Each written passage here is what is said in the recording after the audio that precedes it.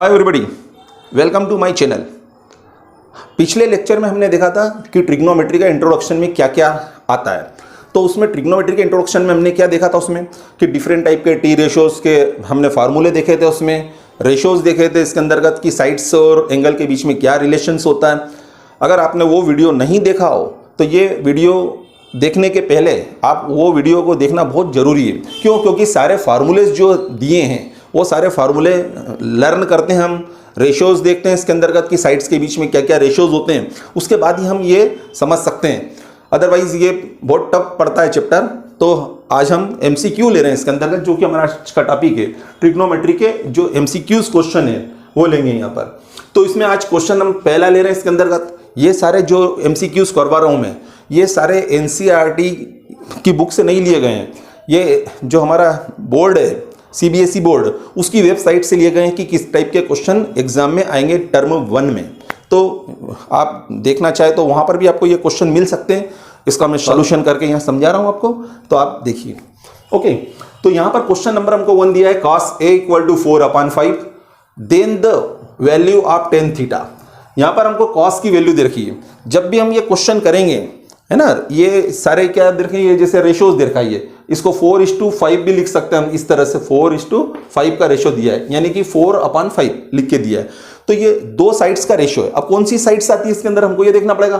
तो कॉस में क्या क्या आता है, तो जैसे मैंने उस वीडियो के अंदर आपको बताया था लास्ट लेक्चर में, ये हमारा राइट एंगल ट्राइंगल होता है। जब भी ट्रिग्नोमेट्री करें हम तो याद रखना हमको राइट एंगल की ही आवश्यकता पड़ती है। तो राइट एंगल ट्राइंगल के अंदर हम यहां पर लेंगे A, यहाँ पर B, यहाँ C। ऐसा पर्टिकुलर बोला नहीं हमको क्वेश्चन के अंतर्गत कि कौन सा राइट एंगल है। हम तो हमारी इच्छा के अनुसार हम कुछ भी मान सकते हैं। तो मैंने यहाँ पर माना है कि राइट एंगल कौन है, यहाँ पर B है। तो राइट एंगल B हो गया यहाँ पर। अब आगे देखेंगे हम, यहाँ पर cos A दे रखा है, cos। अब cos का फॉर्मूला अगर देखो आप, तो cos का फॉर्मूला क्या होता है, मैंने cos का रिलेशन बताया था। ये दो साइड आती है उसमें cos में। कौन सी दो साइड? ये साइड, यानी कि यहाँ पर B/H आता है, B/H cos के फॉर्मूले में। यानी कि इसका फॉर्मूला होता है cos का बेस अपॉन हाइपोटेन्यूस। तो ये साइड मैंने बताई थी आपकी बेस होती है, यानी ये यहां पर थीटा आएगा आपका। थीटा दिया अपने को, थीटा एंगल, या थीटा की जगह आपको A दे, B दे, C दे, अल्फा दे, बीटा दे, कुछ भी दे सकता है यहाँ पर। तो हम यहाँ पर ध्यान रखना, जो एंगल बनाने वाली साइड है, ये एंगल बनाने वाली साइड, इन दोनों का रिलेशन आएगा यहाँ पर B/H के रूप में। तो बेस यहाँ पर कितना दिया हमको, अगर इसमें देखें तो यहाँ पर cos A दिया, cos A, यहाँ cos थीटा कर लीजिएगा, cos थीटा, क्योंकि यहाँ A आएगा तो फिर इधर भी A आएगा, थीटा की जगह यहाँ थीटा है तो यहाँ पे भी थीटा आएगा। ओके, तो cos में ऊपर वैल्यू दे रखी 4, यानी कि B/H, यानी 4 अपान क्या दिया हमको क्वेश्चन में 5, यानी बेस 4 है और हाइपोटेन्यूस 5 है। तो याद रखना सबसे बड़ी साइड राइट एंगल ट्राइंगल के अंदर हाइपोटेन्यूस होती है। तो हाइपोटेन्यूस के अंदर हमने 5 लिखा और बेस में कितना लिखा, 4। अब इसको हम सॉल्व करेंगे आगे। ओके, यानी कि ट्राइंगल के अंदर जब भी दो साइड दे रखी हो, याद रखना ये जब भी रेशो देंगे दो साइड का देंगे, और ट्राइंगल में 3 साइड होती है। तो 3 साइड में से कोई भी 2 साइड की अगर वैल्यू दे रखी हो तो तीसरी को हम फाइंड आउट करेंगे। वो कौन से फार्मूले से करते हैं, वो करते हैं हम पाइथागोरस के। तो पाइथागोरस का फार्मूला क्या होता है ये देखते हैं हम। तो उसमें इन ट्राइंगल यहां लिखेंगे, इन ट्राइंगल ABC, इसमें लिखेंगे पाइथागोरस के फार्मूले के अकॉर्डिंग। ये लिखते हैं हम H का स्क्वायर इक्वल टू P का स्क्वायर, परपेंडिकुलर का स्क्वायर, प्लस यहां पर आएगा बेस का स्क्वायर। ये होता है पाइथागोरस का फॉर्मूला। हाइपोटेन्यूस का स्क्वायर, यानी किसी भी राइट एंगल ट्राइंगल के अंदर जो हाइपोटेन्यूस का स्क्वायर होता है वो परपेंडिकुलर और बेस दोनों के स्क्वायर के टोटल के बराबर होता है। ये पाइथागोरस ने थ्योरम दिया था, प्रूव किया था। अब आगे देखेंगे हम, यहाँ पर H की जगह यहाँ पर H की वैल्यू कितनी है, देखो H हमारा यहाँ पर 5 है, तो ये 5 का स्क्वायर कर देंगे। यहाँ पर 5 का स्क्वायर, परपेंडिकुलर हमको मालूम नहीं है, कैलकुलेट करना है, तो P² एज इट इज लिख देंगे। B का स्क्वायर मतलब बेस का स्क्वायर, बेस का स्क्वायर मतलब 4 का स्क्वायर, और 4 का स्क्वायर यहाँ पर 16 हो जाएगा। आगे यहाँ पर 25 होगा, 5 का स्क्वायर 25, ये 4 का स्क्वायर है, ध्यान रखना 4 का स्क्वायर 16 होता है, इधर आएगा तो माइनस हो जाएगा, और इधर बचा क्या P², यानी 25 में से 16 माइनस कर दूंगा मैं, तो यहां पर आएगा एक्चुअल में 9। ये P² की वैल्यू आ रही है हमारी 9। अब P की वैल्यू निकालना हो, इसी के जस्ट आगे हमने यहां ले रहे P² की वैल्यू 9 है, यानी स्क्वायर हटाना पड़ेगा हमको। तो स्क्वायर हटाएंगे तो ये राइट साइड का स्क्वायर हटाना है, तो लेफ्ट हैंड का हम क्या कर देंगे, रूट निकाल देंगे। यानी पी की वैल्यू निकालना है तो यहां पर रूट ऑफ 9 हो जाएगा, रूट ऑफ 9। तो पी की वैल्यू कितनी आ गई हमारी 3। ओके, तो ये हमारा पी की वैल्यू प्राप्त हो रही, वो हम यहां लिख देते हैं। अब तीनों साइड मालूम पड़ गई, हम आसानी से यहां पर क्या कर सकते हैं, हम लिख सकते हैं। अब हमसे पूछा क्या गया, टेन थीटा पूछा है, तो टेन थीटा का याद रखना P अपन B यानी परपेंडिकुलर अपन बेस फार्मूला होता है, यानी कि टेन थीटा। तो देयरफॉर करके हम यहां लिख सकते हैं, देयरफॉर जो पूछा गया है टेन थीटा का फॉर्मूला, तो यहां पर होता है P अपन B, और P अपन B का मतलब होगा यहां पर परपेंडिकुलर 3, और ये परपेंडिकुलर है, ये बेस हो गया अपना 4, यानी हमारा आंसर क्या है 3/4। अब यहां पर देखना 3/4 ये यहाँ पे बी में आ रहा है, तो ये हमारा राइट आंसर है। तो ये आंसर हम लिखेंगे यहाँ पर B is the correct answer, जो कि कितना है 3/4 है। ओके, ये अगर आगे आगा समझ में। अब ये तो हम ऐसे इतने बड़े बड़े क्वेश्चन तो सॉल्व करके देख नहीं सकते ये, क्योंकि मल्टीपल चॉइस क्वेश्चन या तो हमको टिक लगाने का काम करना है। तो हम क्या करेंगे, अब इसके अंदर हम बता देता हूं, उस पर ध्यान देना। अगली बार से हम जब भी करेंगे, हमको ये फॉर्मूला मालूम है, हाइपोटेनियस का square perpendicular square base square के बराबर होता है। जब परपेंडिकुलर और बेस की वैल्यू दे रखी है तो दोनों का स्क्वायर करके ऐड कर दो तो आपकी एच स्क्वायर आ जाएगा। फिर उसके बाद हम क्या करेंगे, परपेंडिकुलर का स्क्वायर अगर निकालना हो तो हाइपोटेनियस के स्क्वायर में से बी स्क्वायर यानी बेस का स्क्वायर माइनस करके उसका रूट निकाल दो, या बेस निकालना हो तो हाइपोटेनियस में से परपेंडिकुलर का स्क्वायर माइनस करके जो वैल्यू आएगी उसका स्क्वायर रूट निकाल दो तो बी की वैल्यू मालूम पड़ जाएगी। यानी डायरेक्ट कर सकते हैं। ये इतनी हमने जो ये देखा लॉन्ग वे, उसकी जगह शॉर्ट वे में क्या होता, अभी हमको ये वैल्यू मालूम नहीं है तो आप ऐसे भी कर सकते हैं उसको। 5 का स्क्वायर कर दो 25, हाइपोटेनियस मालूम है तो याद रखना ये वैल्यू मालूम है, ये निकालना हो, या ये वैल्यू देते ये वैल्यू निकालना हो तो माइनस कर देना इसका स्क्वायर करके। तो 5 का स्क्वायर 25, 4 का स्क्वायर 16, ये दोनों का स्क्वायर करके हमने माइनस करा, कितना आया 9, इसका रूट निकाल दो 3, ये 3 वैल्यू आ गई। ओके, तो इस तरह से हम अगला भी क्वेश्चन देख सकते हैं। जैसे यहाँ साइन की वैल्यू दे रखी है, अब अगले क्वेश्चन में हमको साइन की वैल्यू दे रखी है। अब ट्राइंगल हम वापस यही ले लेते हैं, नया ट्राइंगल नहीं बनाते हैं, और इसमें यहाँ पर अब चूंकि ए दिया है यहाँ पे ए, तो देखो इधर भी ए आएगा। ओके, तो साइन की वैल्यू दे रखी है। अब साइन में क्या होता है, साइन का अगर फॉर्मूला देखो, साइन ए जो कि कौन सी दो साइड्स का रेशियो दे रखा है, यहाँ पर साइड आती है यहाँ पर परपेंडिकुलर एंड हाइपोटेनियस। तो परपेंडिकुलर यहाँ पर 1 दिया है, हाइपोटेनियस दिया है 2। तो अब क्या करेंगे, इसके अंदर आप शॉर्ट वे से अगर निकालें तो अब ये निकालना, तो देखो 2 का स्क्वायर क्या होगा 4, 1 का स्क्वायर 1 होगा, माइनस कर देंगे ये 3 आएगा, 3 का स्क्वायर रूट निकाल देंगे तो ये √3 वैल्यू आ गई। यानी इसका आंसर अगर देखना चाहें तो अब हमको क्या पूछा उसने, कॉट का फॉर्मूला क्या होता है, यहाँ पर हो जाएगा बेस अपन परपेंडिकुलर यानी √3/1, √3/1, ये कॉट का फॉर्मूला बन गया आपका, कॉट ए का। थीटा की जगह ए लिख दिया, कोई फार्मूले में फर्क नहीं पड़ेगा, फार्मूले वही होते हैं जो मैंने इस पहले लेक्चर में बताए थे। अब √3/1 मतलब √3 आएगा, यानी हमारा आंसर क्या हुआ, ये √3 ए वाला आंसर हो गया करेक्ट। तो ये शॉर्ट ट्रिक है, इससे आप आसानी से कर सकते हैं इसके अंतर्गत, और फिर भी समझ में नहीं आ रहा हो तो अपन इसको लॉन्ग वे में करते हैं। अब सॉल्यूशन करना पड़ेगा उसके लिए हमको, तो यहाँ लिखेंगे in triangle ABC by Pythagoras theorem, यहाँ पे ब्रैकेट में हम लिख सकते हैं बाय पाइथागोरस थ्योरम। और पाइथागोरस थ्योरम क्या बोलता है कि जो हाइपोटेनियस का स्क्वायर है वो परपेंडिकुलर के स्क्वायर प्लस बेस के स्क्वायर के बराबर है। अब हाइपोटेनियस, अब यहाँ पर क्या दिया था हमको, यहाँ पर दिया था अभी ये तो हमने कैलकुलेट किया था। अब ये देखते हैं 2 दिया था यहाँ पर हाइपोटेनियस, तो ये 2 का स्क्वायर लिखेंगे। परपेंडिकुलर दिया यहाँ पर इस बार 1, तो यहाँ पर 1 का स्क्वायर हो जाएगा, प्लस बेस ये b का स्क्वायर, ये b ये वाला b नहीं है, ये एक्चुअल में बेस होता है, तो बेस का स्क्वायर। अब 2 का स्क्वायर करेंगे तो ये आ जाएगा 4, ये 1 का स्क्वायर करेंगे और उधर से इधर लाएंगे तो देखो 1 का स्क्वायर करेंगे 1 आएगा, इधर लाएंगे तो माइनस का 1 हो जाएगा, इक्वल टू बेस स्क्वायर। अब 4 में से 1 माइनस करा 3 आया, 3 ये b स्क्वायर की वैल्यू है, ये हमको b की वैल्यू निकालना है, यानी स्क्वायर हटाने के लिए इसका स्क्वायर रूट निकालना पड़ेगा, तो ये √3 आ जाएगा b की वैल्यू। चाहो तो इसको ऐसे भी कर सकते हैं, √3 का स्क्वायर लिख के, √3 का स्क्वायर इक्वल टू b का स्क्वायर, तो स्क्वायर से स्क्वायर को कैंसिल कर दो तो √3 ऐसे भी आ सकता है। तो कई मेथड होती है इसको सॉल्व करने की। तो एक्चुअल में हमारा ये b की वैल्यू आ गई, यानी जैसे हमको तीसरी साइड मालूम पड़ गई √3, अब उसके बाद हमको जो पूछा है वो निकाल सकते हैं। कॉट की वैल्यू पूछी है तो कॉट का फॉर्मूला लिख देते हैं हम यहाँ पर, ये कॉट का फॉर्मूला लिख देते हैं यहाँ पर, कॉट की वैल्यू, चलो कॉट की वैल्यू क्या होगी यहाँ पर, कॉट ए इक्वल टू हो जाएगा, कॉट का फॉर्मूला बेस अपन परपेंडिकुलर, ओके, तो बेस की वैल्यू कितनी है हमारी, तो बेस की वैल्यू यहां पर देखोगे आप तो √3 है और परपेंडिकुलर है यहां पर 1, तो √3 में 1 से डिवाइड करेंगे √3, यानी √3 is the right answer, means A. तो ये आंसर ए लिख देते हैं हम।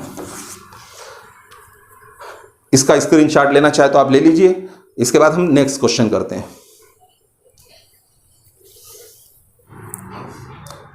अब हमारा नेक्स्ट क्वेश्चन है 3rd number, if sine theta equal to a/b।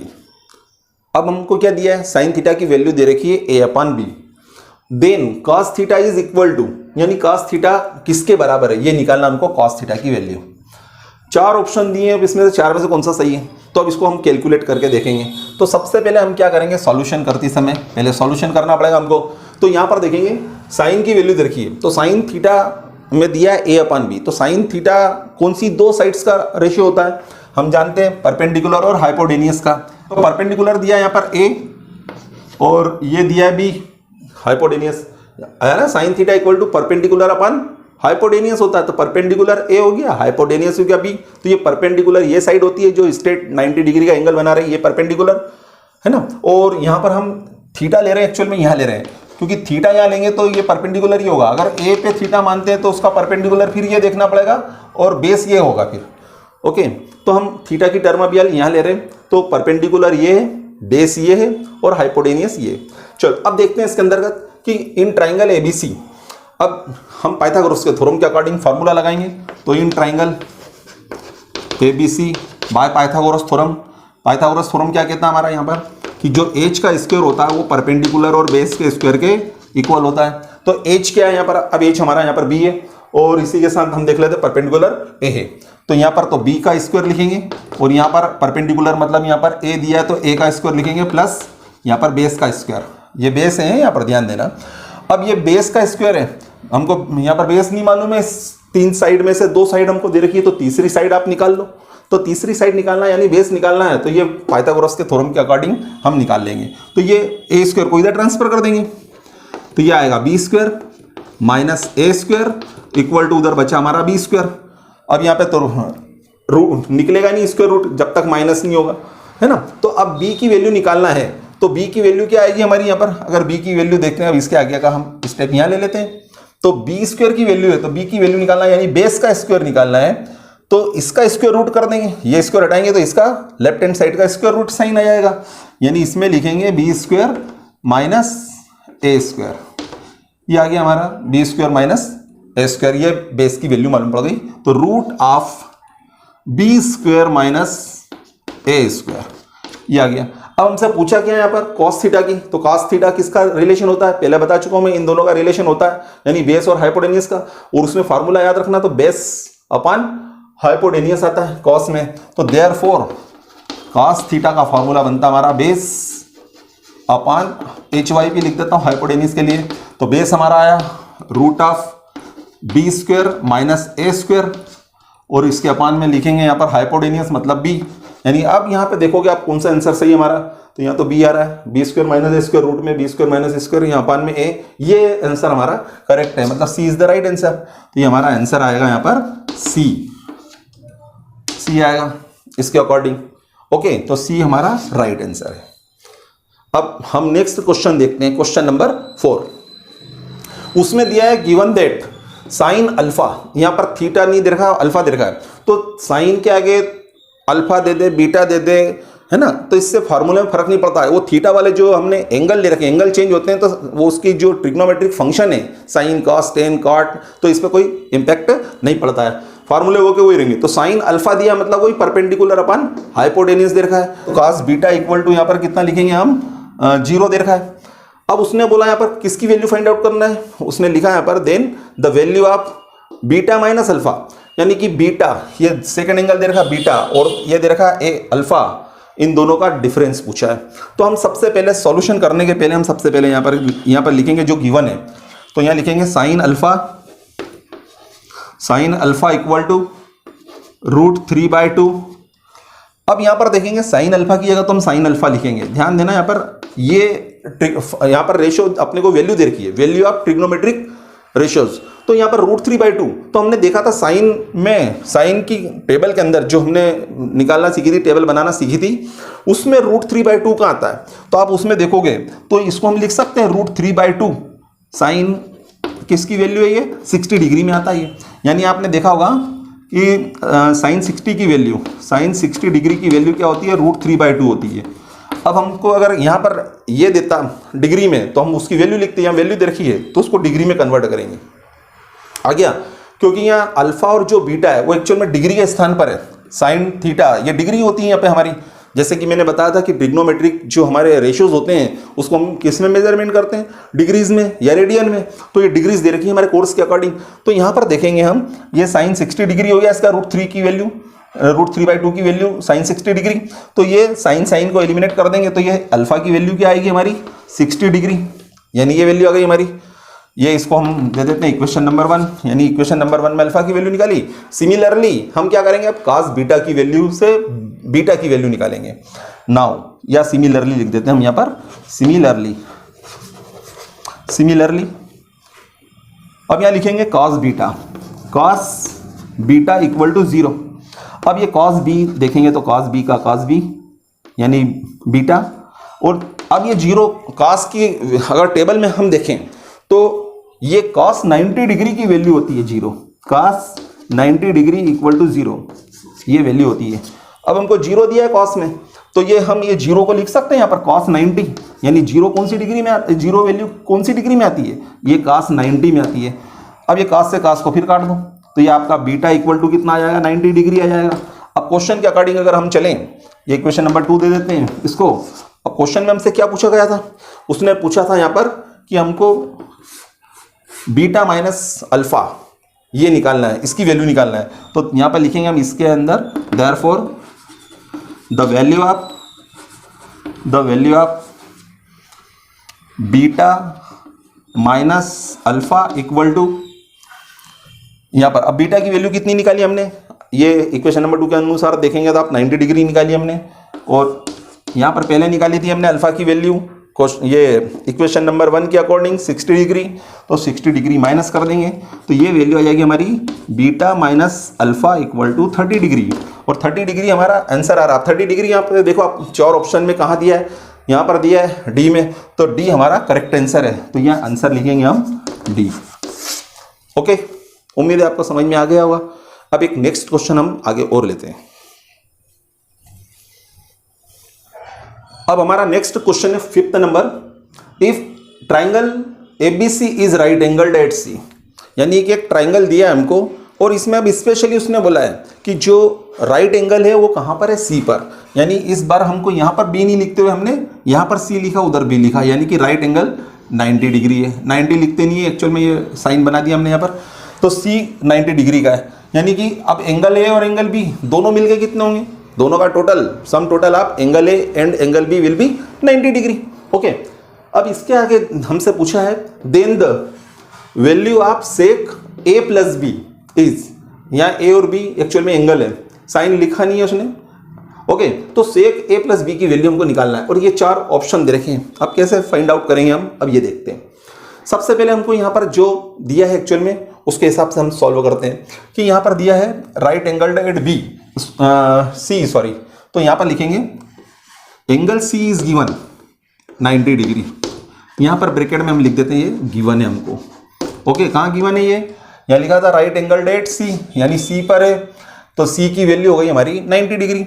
अब हम जानते हैं कि किसी भी ट्राइंगल में 3 एंगल्स होते हैं, angle A, angle B, angle C। Angle C दे दिया हमको, यानी कि angle A plus angle B plus angle C, इन तीनों का टोटल कितना होता है, the sum total of all the angles in a triangle is always 180 degree, not more than 180 degree, not less than 180 degree, यानी 180 डिग्री ही होता है, न तो कम न ज्यादा।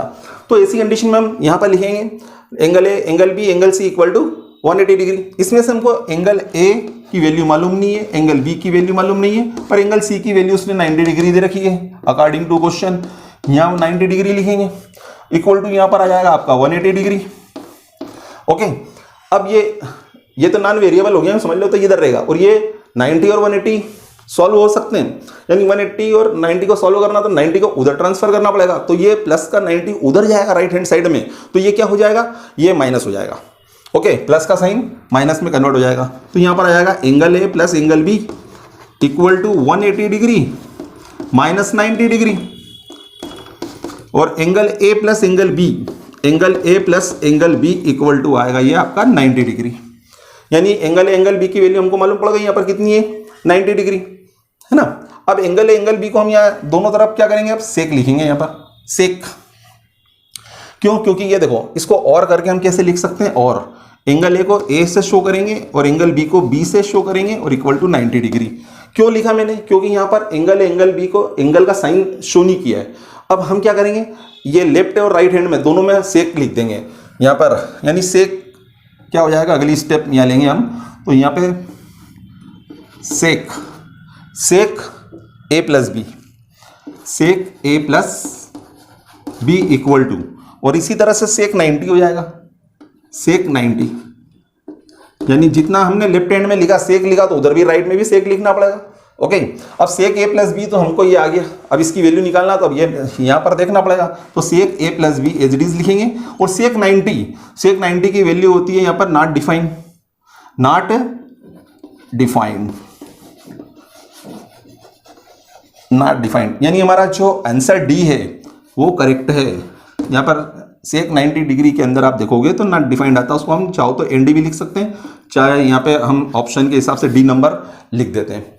तो इस तरह से हमारा ये क्वेश्चन हो गया और उसका आंसर आया हमारा नॉट डिफाइंड मीन्स डी। अब नेक्स्ट क्वेश्चन लेते हैं हम।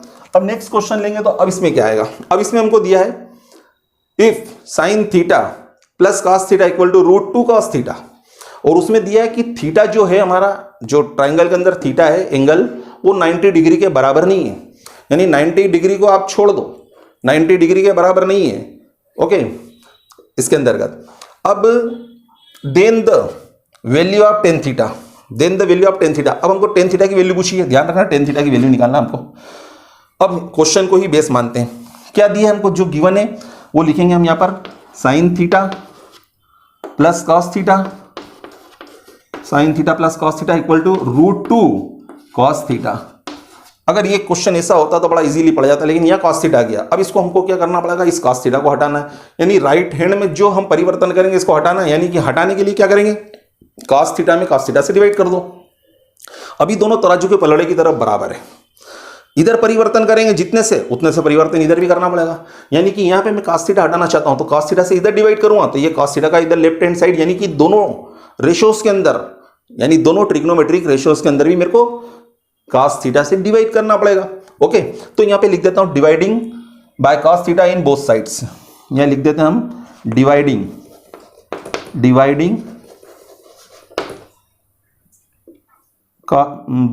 By cos theta in both sides, दोनों साइड में कॉस थीटा का डिवाइड कर रहा हूं, मतलब ये जो दिया था इसे साइन थीटा के अपान में भी मैं क्या लिखूंगा, sine theta upon cos theta, sine theta upon cos theta, फिर प्लस का साइन, फिर cos theta upon cos theta, cos theta upon cos theta, फिर इक्वल टू का साइन, फिर आगे बढ़े √2, और फिर कॉस थीटा में भी कॉस थीटा से डिवाइड कर देंगे कॉस थीटा। क्या परिवर्तन किया हमने इस स्टेप में, क्या देखा, साइन के अपान में भी कॉस लिख रहा हूं, ये जिससे डिवाइड करना cos, sine upon cos, cos upon cos, फिर कॉस अपान कॉस, ये ले लिया। अब यहां पर देखोगे तो कॉस थीटा से कॉस थीटा कैंसिल हो जाएगा, 1 आ जाएगा आंसर हमारा। यहाँ पे भी कॉस थीटा से कॉस थीटा कैंसिल 1, और sine theta upon cos theta इसका मतलब होता है हमारा टेन थीटा, है ना। डिवीजन रूल के अंदर देखा था, डिवीजन रिलेशन जो होते हैं ट्रिग्नोमेट्रिक रेशियो में, तो उसमें टेन थीटा इक्वल टू होता है sine theta upon cos theta, तो ये हमने लिखा यहाँ पर sine theta upon cos theta, तो यहाँ पर इसकी जगह हम लिख देंगे ये किसकी वैल्यू होती है, ये होती है टेन थीटा की, यानी साइन थीटा में कॉस थीटा से डिवाइड करोगे तो आपका टेन थीटा आएगा, या कॉस में कॉस से डिवाइड किया तो ये 1 आ गया, और इक्वल टू इधर आएगा √2 और 1, इसके बीच में कोई साइन नहीं था, इनटू, तो √2 का 1 में मल्टीप्लाई करेंगे तो √2 आएगा। अब हमको क्या करना है, यहाँ पर टेन थीटा की वैल्यू निकालना है, तो ये 1 को ट्रांसफर कर देंगे उधर, तो यहाँ पे ले लेते हैं, इसके आगे की स्टेप में इधर ले लेता हूँ, टेन थीटा इक्वल टू ये 1 प्लस का है, उधर जाएगा तो राइट हैंड साइड में ट्रांसफर करेंगे, माइनस हो जाएगा, तो √2 - 1 होगा, तो √2 - 1 इज द राइट आंसर, क्योंकि हमसे टेन थीटा की वैल्यू पूछी थी और वो आ रहा √2 - 1, मतलब A is the correct answer. Okay, तो यहां लिखेंगे आंसर ए। ओके, अब इसके आगे नेक्स्ट क्वेश्चन हम नेक्स्ट लेक्चर में लेंगे। ओके, नेक्स्ट वीडियो में हम करेंगे। जय हिंद।